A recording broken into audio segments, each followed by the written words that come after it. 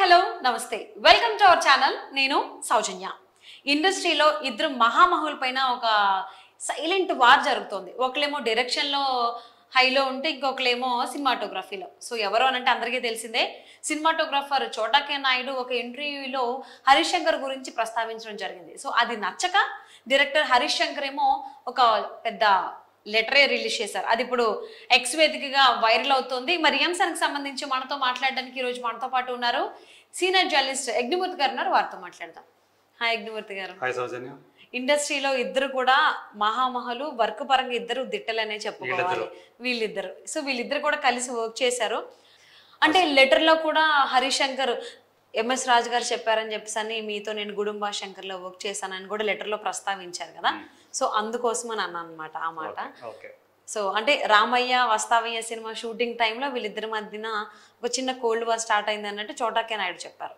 అసలు దీన్ని ఏ విధంగా చూడాలి ఇంత పబ్లిక్ గా ఒకలేమో ఇంటర్వ్యూలో ఇంకొకలేమో లెటర్ రిలీజ్ చేశారు అసలు ఏంటిది అసలు ఈరోజు హరీష్ శంకర్ ఎవరైతే చోటా కే నాయుడు ఉన్నారో ఆయన ఒక ఇంటర్వ్యూలో చేసినటువంటి మాటలకు సంబంధించినటువంటి ఒక వీడియో క్లిప్ని తను రీపోస్ట్ చేసి రీట్వీట్ చేసి ట్యాగ్ చేసి ఒక పెద్ద నోట్ రిలీజ్ చేశారు అది ఇప్పుడు దుమారం రేపుతూ ఉంది అంటే ఇద్దరు కూడా మనకు తెలుసు వాళ్ళ వాళ్ళ రంగాల్లో నిష్ణాతులు పేరు పొందిన వాళ్ళు ఇంకొకటి సిమిలారిటీ ఏంటంటే ఇద్దరు కూడా తగ్గేదేలే అనే టైప్ క్యాండిడేట్లు అనమాట సో ఈయన ఏ విషయంలోనూ కాంప్రమైజ్ అయ్యే వ్యక్తి కాదు చోటా కే నాయుడు గారు అలాగే హరీష్ శంకర్ కూడా సో ఆయన డైరెక్షన్ పరంగా తను ఏదైతే తీయాలనుకుంటాడో తన మైండ్లో ఏదైతే ఫిక్స్ అవుతాడో అదే తెర మీదకి వచ్చేటట్లు వచ్చేదాకా విశ్రమించడు అలాంటి ఆయన ఇప్పుడు తనకు అందులో ఏమన్నాడంటే అసలు ఆ ఇంటర్వ్యూరు నా గురించి ప్రస్తావించలేదు నా గురించి అడగలేదు కానీ మీరు నా ప్రస్తావన తీసుకొచ్చి నన్ను డిఫేమ్ చేసేటట్లు మాట్లాడారు ఇదే ఫస్ట్ టైం కాదు ఇదివరకు కూడా చేశారు ఆ సినిమా వచ్చి రామయ్య వస్తావయ్య వచ్చి 10 సంవత్సరాలు గడిచిపోయినాయి ఇప్పుడు మళ్ళీ దాని గురించి ప్రస్తావించి నన్ను డిఫేమ్ చేశారు అన్నట్టుగా అందులో ఆ లెటర్లో రాశారు సో యాక్చువల్గా వాళ్ళిద్దరూ కలిసి పనిచేసినటువంటి రామయ్య వస్తయ్య తను డైరెక్ట్ చేస్తే ఈయన సినిమాటోగ్రఫీ చేశారు అది దిల్ రాజు ప్రొడక్షన్ అందులో ఆ లెటర్లో ఏమని మెన్షన్ చేశారంటే యాక్చువల్గా మిమ్మల్ని తీసివేయాలని ఒక ప్రస్తావన కూడా వచ్చింది కానీ మిమ్మల్ని గౌరవించి నేను కంటిన్యూ చేశాను అన్నట్లుగా ఆయన ఆ లెటర్లో ప్రస్తావించారు ఈయనేం చెప్తాడు తన ఇంటర్వ్యూలో ఒక హరీష్ శంకర్ అని ఒక డైరెక్టర్ ఉన్నాడు తను అది కాదన్న ఇది కాదన్న ప్రధానికి అడ్డుపడిపోతుంటాడు సో నేను చెప్పి చూశాను కానీ అతను వినలేదు అందుకని సరే అతను ఏం చెప్తే అది చేసుకుంటూ పోయాను అలా ఒక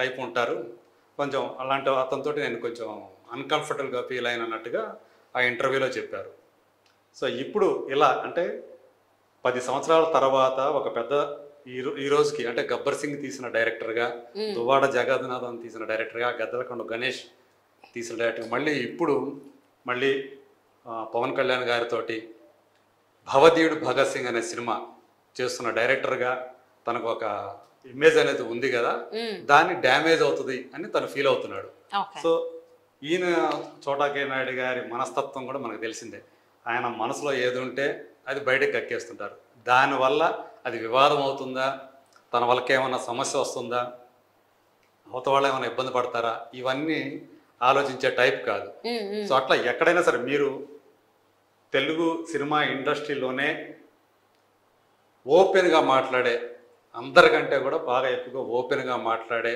గట్టిగా మాట్లాడే సినిమాటోగ్రాఫర్ ఎవరైనా అంటే చోటా కే నాయుడు పేరే చెప్తారు ఎవరైనా కూడా సో ఆయన చిరంజీవి గారి దగ్గర నుంచి మొదలుకొని దాదాపు టాప్ డైరెక్టర్లతోటి టాప్ హీరోలతోటి ఒకరిద్దరు తప్పితే స్టార్ హీరోలు అందరితో కూడా పనిచేసినటువంటి అనుభవశాలి ఆల్మోస్ట్ 3 డికేడ్స్ నుంచి కూడా ఆయన ఇండస్ట్రీలో ఉన్నారు మరోవైపు చూస్తే హరీష్ శంకర్ రామ్ గోపాల్ స్కూల్ నుంచి వచ్చినటువంటి వ్యక్తి షాక్ అనే సినిమాతో రవితేజ ఆ సినిమాతోటి వచ్చారు తర్వాత మిరపకాయ తర్వాత గబ్బర్ సింగ్ ఇలాంటివన్నీ చేసి సో తనకంటూ ఒక ఇమేజ్ క్రియేట్ చేసినటువంటి డైరెక్టర్ సో కొంచెం లేట్ అయినప్పటికీ కూడా ప్రస్తుతం అంటే యాక్చువల్గా భవదీయుడు భగత్ సింగ్ అనే సినిమా 2 ఏళ్ల క్రితం అనౌన్స్ చేసినప్పటికీ కూడా ఇప్పుడు నిర్మాణంలో లేట్ అవుతున్నప్పటికీ సో ఆ సినిమా చేస్తున్నారు ఈ లోపల ఏంటంటే మళ్ళీ తనకి కలిసి వచ్చినటువంటి అంటే మిరపకాయ డైరెక్ట్ హీరో రవితేజ్ తోటి మిస్టర్ బచ్చన్ అని ఒక సినిమా చేస్తున్నారు.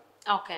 సో ఇప్పుడు ఇలాంటి టైంలో అతని గురించి చోటాకే నాయుడు గారు ఏదైతే ఇంటర్వ్యూలో వ్యాఖ్యలు చేశారో అవి ఇప్పుడు ఇండస్ట్రీ వర్గాలన్నీ అందరినీ కూడా ఆశ్చర్యచకితులు చేశాయని చెప్పాలి. ఓకే. సో కాకపోతే ఏంటంటే సో ఇద్దరికిద్దరే అనే మా టాక్ కూడా వినిపిస్తూ ఉంది. సో ఎవరు తక్కువ కాదు, ఎవరు ఎక్కువ కాదు, ఇద్దరు ఆల్మోస్ట్ ఇద్దరు సమవుజ్జీలే ఈ విషయంలో, ఏది తగ్గేదేలే అనే విషయం. అంటే రెండు కత్తులు ఒకే ఊరిలో ఉండవు అనే దానికి వీళ్ళు ఎగ్జాంపుల్ అనొచ్చా? రామయ్య వస్తావయ్య గురించే వాళ్ళు ప్రస్తావించారు కాబట్టి అక్కడే వాళ్ళిద్దరికి సో మీరు అన్నట్టు ఎవరికి వాళ్ళు గిరిగీసుకొని కూర్చుంటారు కాబట్టి ఇలాగే రావాలి అనే టైప్ కాబట్టి సో ఇద్దరి మధ్య ఆ సినిమాలో సరైన అండర్స్టాండింగ్ కుదరలేదు. సో ఇద్దరు కూడా అన్కంఫర్ట్గానే ఫీల్ అయ్యారు. అందుకే ఇద్దరు ఒక డిస్కంఫర్ట్ జోన్ లో ఉండడం వల్ల ఇబ్బంది కలిగింది. సో చోటాకే నాయుడు చాలా సార్లు చెప్పారని కూడా నేను ప్రస్తావించారు.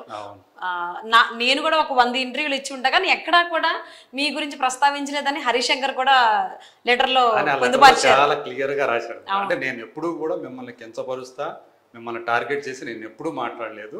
కానీ మీరు మాత్రం ఇచ్చిన 10 ఇంటర్వ్యూల్లో మీరు 10 ఇంటర్వ్యూలు ఇస్తే నేను 100 ఇంటర్వ్యూలు ఇచ్చాను, ఎప్పుడు మాట్లాడలా మీ గురించి.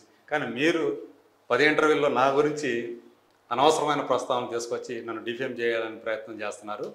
సో ఇది మీకు తగదు అని చెప్పేసి. అంటే హరిశంకర్ గారిని డిఫేమ్ చేయడం వల్ల చోటాకే నాయుడుకి వచ్చేటువంటి లాభం ఏంటి అనుకోవచ్చు? అసలు డిఫేమ్ చేయాలనే ఉద్దేశం కాదు అది. తను ఒక్కసారి ఇలా పనిచేసినప్పుడు కంఫర్ట్గా లేదు తనతోటి అనే విషయం చెప్పాలనుకున్నారు ఆయన.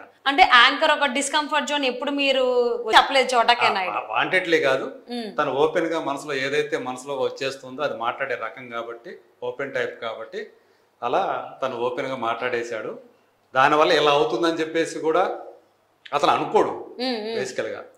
కానీ హరిశంకర్ మిగతా వాళ్ళైతే ఏమో కానీ హరిశంకర్ అట్లా ఊరుకునే మనిషి కాదు కాబట్టి తను దాన్ని కథ సీరియస్ గానే తీసుకున్నట్టు కనిపిస్తుంది. కాబట్టి తను అంత విపులంగా ఒక లెటర్ ద్వారా తన బాధని, తన ఆవేదనను వ్యక్తం చేశాడు. అలాగే సున్నితంగా మొట్టికాయలు కూడా వేశాడు. సో మళ్ళీ నా జోలికి మాత్రం రావాకండి అనే విషయం కూడా అందులో చెప్పారు. సో చూడాలి. అయితే ఇప్పుడు ఇది మాత్రం ఇప్పుడు సోషల్ మీడియాలో దుమారం అయితే రేగుతుంది. చాలా మంది ట్యాగులు చేసి మరి యాక్చువల్గా ఈ సంగతి చూడన్నా నీ గురించి మళ్ళీ అవాకులు చవాకులు పెళ్తున్నాడు అయినా ఈ సంగతి చూడండి అన్న అని చెప్పేసి హరిశంకర్కి ట్యాగ్ చేసి ఇది ఆయన దృష్టికి తీసుకెళ్లేలా చేశారు. అలా ఆయన చూడటం, ఆ క్లిప్ను చూడటం, సో ఆయన స్పందించడం అవన్నీ జరిగాయి. సో ఇది ఎంత దూరం వెళ్తుందో చూడాలి. మళ్ళీ చోటా ఏమన్నా దీని గురించి ఏమన్నా మాట్లాడతారా, స్పందిస్తారా? హరిశంకర్ ఆ నోటు రాసినటువంటి బహిరంగ లేఖ ఏదైతే ఉందో దానికి మళ్ళీ స్పందిస్తాడా లేదనేది మనం చూడాలి. సో ఒక విషయం అయితే స్పష్టం, ఒక రసవత్తరమైనటువంటి ఒక వివాదానికి మాత్రం ఈయన ఆజ్యం పోసాడు చోటాకే నాయుడు. సో ఇలా అంటే చాలామందికి మనకు తెలుసు, అంటే ఇద్దరి మధ్య మంచి అవగాహన ఉంటేనే సినిమాటోగ్రాఫర్కి, డైరెక్టర్కి ఆ సినిమా అనేది, ఆ క్వాలిటీ అనేది మనకు కనిపిస్తుంది సినిమాలో. వాళ్ళిద్దరి మధ్య కనుక ఆ కంఫర్ట్ కనుక లేకపోతే, ఆ కంఫర్ట్ జోన్ లేకపోతే ఆ సినిమా ఫలితం కూడా దానికి తెలిసిపోతుంది. సో మేబీ మళ్ళీ రామయ్య వస్తాయి దానివల్లే ఫ్లాప్ అయిందా మనకు తెలియదు. సో ఏదేమైనా సరే ఇలాంటి మాత్రం అవాంఛనీయం, ఇలాంటి రాకుండా చూసుకోవాలి. బట్ దీని తర్వాత అయినా చోటాకే నాయుడు గారు ఏమైనా జాగ్రత్త పడతారేమో, గబక్కన ఎవరి గురించి అయినా మాట్లాడాలంటే ఒకటికి రెండు ప్రస్తావించకుండా, సో పర్సనల్గా ఎవరి విషయాలు మాట్లాడకుండా, ఒకవేళ ఎవరి గురించి చెప్పాల్సి వస్తే పేరు లేకుండా, పేరు ప్రస్తావించకుండా చెప్తే కొంతవరకు బెటర్గా ఉంటుంది. సో వాళ్ళకి ఎవరికైతే తెలియాలో వాళ్ళకి మాత్రం తెలుస్తుంది, అంతవరకు సరిపోతుంది. అవును, ఎందుకంటే నిజం వాళ్ళకి తెలుసుకోవడం, వాళ్ళకి అర్థమైపోతుంది. ఇది పబ్లిక్ గా చెప్పడం వల్ల అవతల వాళ్ళు స్పందించాల్సి వస్తుంది. హరిశంకర్ కూడా లెటర్ లో కింద పెట్టారు. సో ఇన్ కేస్ కంటిన్యూ చేయాలనుకుంటే, అదే కెలకాలనుకుంటే any time any platform waiting అని పెట్టారు. సో చూద్దాం మరి దీని మీద చోటాకే నాయుడు ఏ విధంగా పాజిటివ్ గా స్పందిస్తారా లేదా ఇంకా కొనసాగిస్తారా ఏంటి అనేది. And thank you so much Agnimurthy గారు.